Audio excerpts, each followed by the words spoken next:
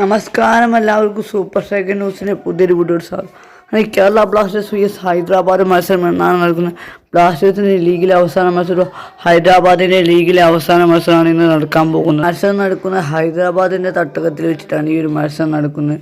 ഹൈദരാബാദിൻ്റെ home മാച്ചാണ്. Hyderabad ഒരു ശോകം കളിയായിരുന്നു. എന്തുകൊണ്ട് ബ്ലാസ്റ്റേഴ്സ് അഞ്ചാം സ്ഥാനത്ത് നിലയുറപ്പിച്ചിട്ടുണ്ട്. ബ്ലാസ്റ്റേഴ്സിന് ഈ ഒരു മത്സരം കൂടി ജയിച്ചാൽ ബ്ലാസ്റ്റേഴ്സിന് 33-34 പോയിന്റിലേക്ക് ബ്ലാസ്റ്റേഴ്സിന് പോയിന്റിലേക്ക് ഉയർത്താൻ കഴിയും. ബ്ലാസ്റ്റേഴ്സിന് പിന്നിൽ തന്നെ ചെന്നൈക്ക് 27 പോയിന്റ്. ചെന്നൈ ഇന്നത്തെ ബ്ലാസ്റ്റേഴ്സ് പരാജയപ്പെട്ടിട്ടുണ്ട്. ചെന്നൈയും ബ്ലാസ്റ്റേഴ്സും ഒരേ പോയിന്റിലേക്ക് എത്താൻ സാധ്യതയുണ്ട്.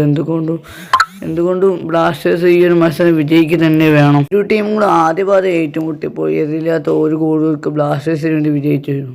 ഇന്ന് ബ്ലാസ്റ്റേഴ്സിൻ്റെ ക്യാപ്റ്റൻ മാജീഷ്യൻ അഡ്രെ നിക്കോളാസ് ലൂണയുടെ ജന്മദിനമാണ്.